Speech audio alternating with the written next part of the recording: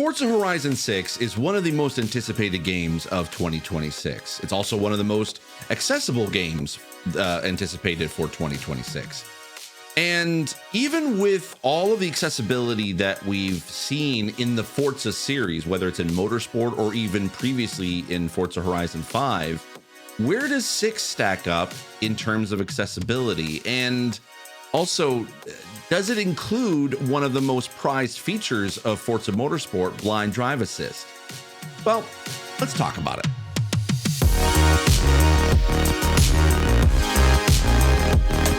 I'm Steve Saylor, I'm blind, and if you're wondering how I can be able to play video games if I'm blind, you can check out the video here or click the link in the description down below. Also, make sure to subscribe to be able to get more videos like this and more reviews, previews. I want to be able to keep expanding this audience and expanding more thoughts into accessibility, so I would appreciate it if you could subscribe. So Forza Horizon 6, it is a game that is in a franchise that has started to be able to include more accessibility as the franchise has continued on. Now, granted, Forza Horizon 6 is created by Playground Games, whereas Forza Motorsport was always created by Turn 10 Studios. And now, unfortunately, Turn 10 Studios has kind of gone through a lot of personnel changes, a lot of layoffs, and the studio isn't as big as it once was when Forza Motorsport was released. Playground is essentially taking up, I guess, the mantle of the Forza series with their widely successful Forza Horizon franchise. They have had gangbuster sales on PlayStation by releasing Forza Horizon 5 on PlayStation, and they are doing another one again, this time set in the setting of Japan, which is what a lot of fans of the Forza series has been looking for, so we can enjoy the open world that is Japan, but with a Forza Horizon festival flair.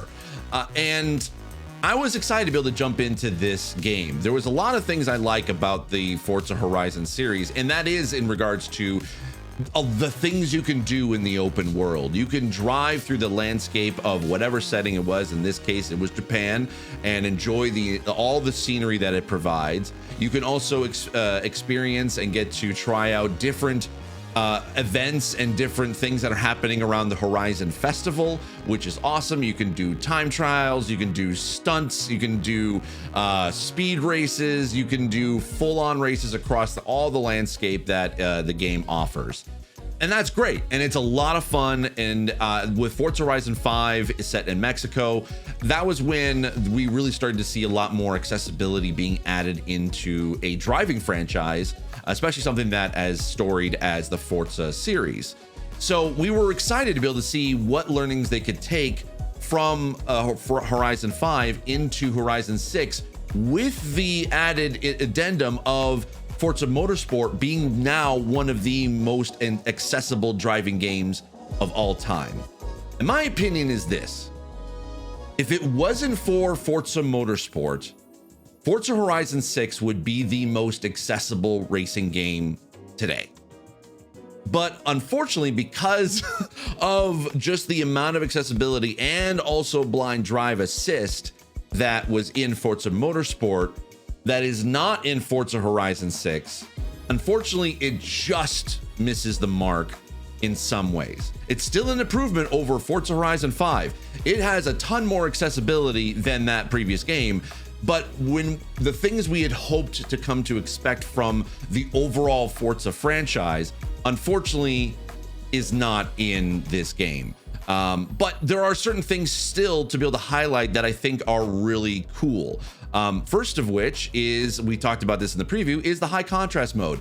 This is the first time that we've seen a high contrast mode being added into a racing game, and there's a ton of options to be able to do there. You can be able to have full color shaders on all the cars and the roads and the environment around you, and you can also be able to set to like thick outlines, thin outlines, change all the different colors for everything, and I really liked it. There are some sort of bugs that I think could be fleshed out in the fact that, say, like if you have high contrast on the road itself, there are times where either just the environment, like snow or tall grass, can cover up that high contrast mode, and it could be sometimes a little difficult to be able to see where the road is with still that high contrast turned on. So I get it. It's sort of the rendering engine trying to be able to like kind of still make it work, but unfortunately, just in some cases, especially for some of the off-road races, the game doesn't really help in with high contrast mode in that sense. It's one of those kind of like, it's a nitpicky sort of thing with this. So I think with the future updates or maybe future feedback, they can be able to include that and improve that a little bit better for future releases or future projects. But it is one of the biggest features that is of the game. Also, they have screen narrator. Now, the screen narrator does work for the most part for all of the main menus, but then there are certain areas where it does not narrate it, and that is in terms of the map and also in-game HUD. You can be able to open up the map and you can be able to hear the narration telling you which buttons to be able to push, but as far as navigating the map, unfortunately, there's not a lot that's updated. You can kind of go through the different regions in Japan, and there is a menu that does pop up.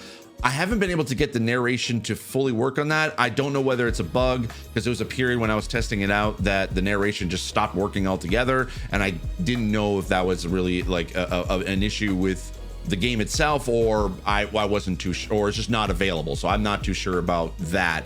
But it is difficult still to be able to just navigate the map generally and know what sort of events you should be able to go to. But that they do fix that, and I'll get to that in a minute. And then also the in-game HUD, it narrates some things. You can be able to set some of the narration, especially when you're in races, to let you know progress on the track, as well as like what place you are in the actual, like in the race. So there are certain things that are narrated during that, but there are certain text that is not. Like when you're going into a race, the menus that pop up to allow you to tune the car, change out some of the settings. Unfortunately, that menu isn't narrated. It just tells you which buttons to push. But that's generally about it. Once you get in the menus, it's fine, but like in that, it isn't. So it's hit or miss in certain areas. So it does work, but just not in certain areas that you would hope for or need in order to be able to properly play the game. Then there is the kind of the onboard like GPS/TTS that is in your car, and it's called Anna. We've seen this in Forza Motorsport, where there actually is a narrated person that's telling you the directions, GPS directions of where to go. It's generally geared towards the blind drive assist, but it doesn't go fully into what blind drive assist would do, when it would tell you, okay, up ahead and 400 meters, turn right.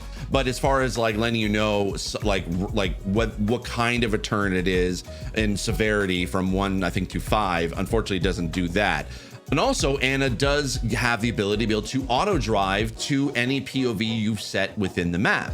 And that does help you in order to be able to navigate the open world of the game.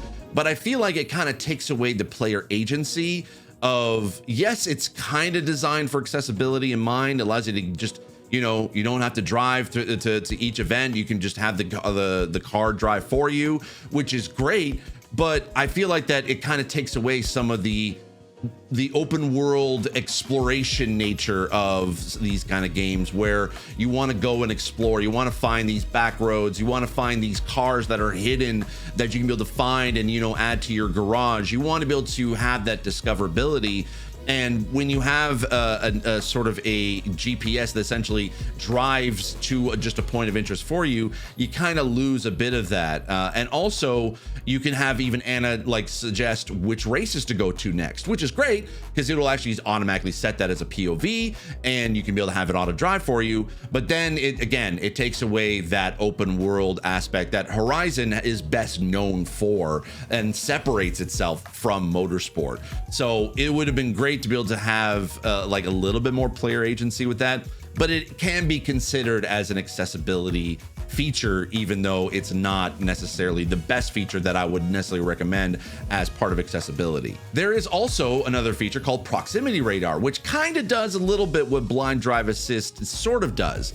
It tells you and gives you an audible sound whenever a car is near you, whether they're just passing by or whether when you're in a race that they're behind you and they're coming up on the left or right side of your car. There is a visual proximity radar that you can adjust the background opacity as well as the size and position so that it helps you be able to see what cars are coming. And there is also an audio feature that you can turn on, that it will sort of beep in the proximity of how far away or how close the cars are to you.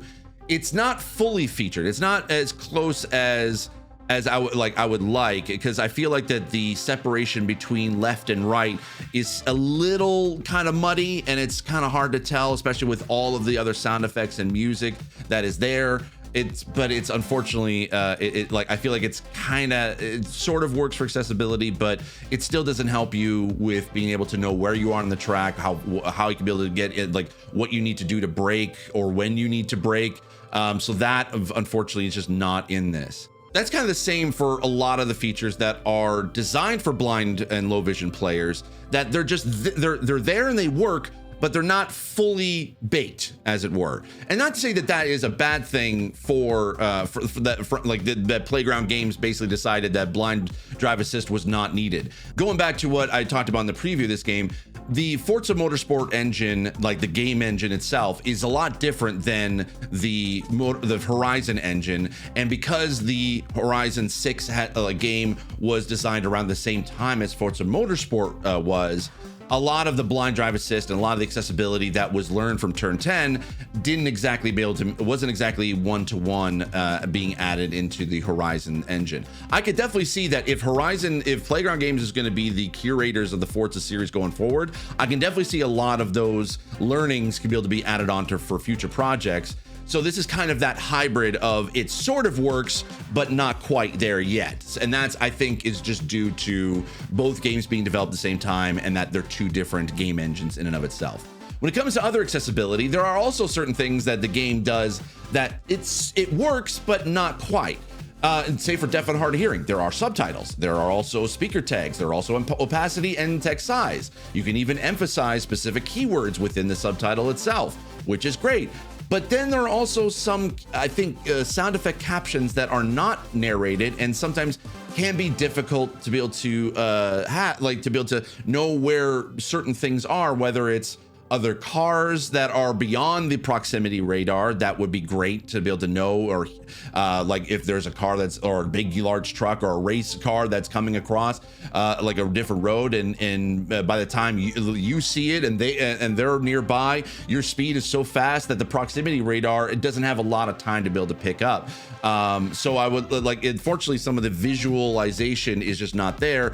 Plus also there are oftentimes whenever you're in races where there is an announcer that's announcing the progress of the race, but it's not captioned at all, and it's very hard to be able to understand what an announcer is even saying. That was too close, Jordan. We nearly missed out. I've found myself at times like not knowing what it is half the time that they were even talking about, and I would have appreciated it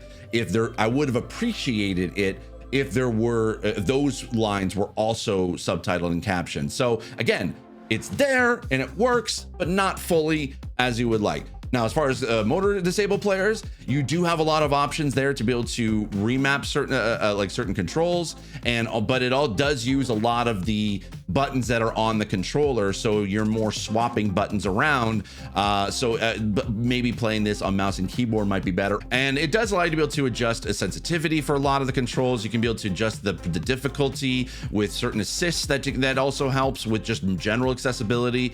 You can be able to set the difficulty, and there are some steering and braking assists that you can be able to have turned on or off, or even adjusted if you need to, which is great. But there's definitely some attention being made for motor disabled players, but it's not fully there yet. Now, granted, I am not necessarily motor disabled, so I don't know how well the previous Horizon games have been, or for motor disabled players, and whether this will be able to improve on that. So if you have any comments on that, I would love to be able to hear that in the comments down below. In terms of overall accessibility, I think that this obviously is way more accessible than Forza Horizon 5. Is it as accessible as Forza Motorsport? No, I think it kind of just misses the mark on that. But it is a market improvement over a lot of different games. And I will say that it is definitely up there as one of the most accessible racing games that we have. It just doesn't have some of the things that we've come to know within certain games like Motorsport that can help that allow disabled players to be able to fully not only be able to drive in an open world or in a racing environment, but also be able to race and compete in that environment. So I will say that overall, I think that, again, if Forza Motorsport wasn't out there and be the most accessible racing game of all time, Forza Horizon 6 would 100% be that most accessible. There would still be improvements to be made, but it definitely would have been the most accessible. And I would have, and I'm gonna say that I love it. I think it's great. I think I definitely would recommend it for a lot of disabled players, but it just barely misses the mark for some of the more important things that certain folks on the disabled spectrum will definitely need that this game does not have. So for accessibility, I'm going to give Forza Horizon 6 a 3.5 out of 5. That's it for me. Thank you so much for watching. I really do appreciate it. If you have any questions or comments about any of that I talked about, I'll try to be able to answer them as best I can in the comment section down below. If you like this video or like this review, please give it a thumbs up. I'll be able to do more reviews like this, and also make sure to subscribe to be able to see more of my videos as they come out. I do put out a video every single week, and I've been enjoying doing that. So would love to be able to see you here and in part of this community. Thank you so much. Take care. Have a good one. I'll see you in the next video. Bye-bye.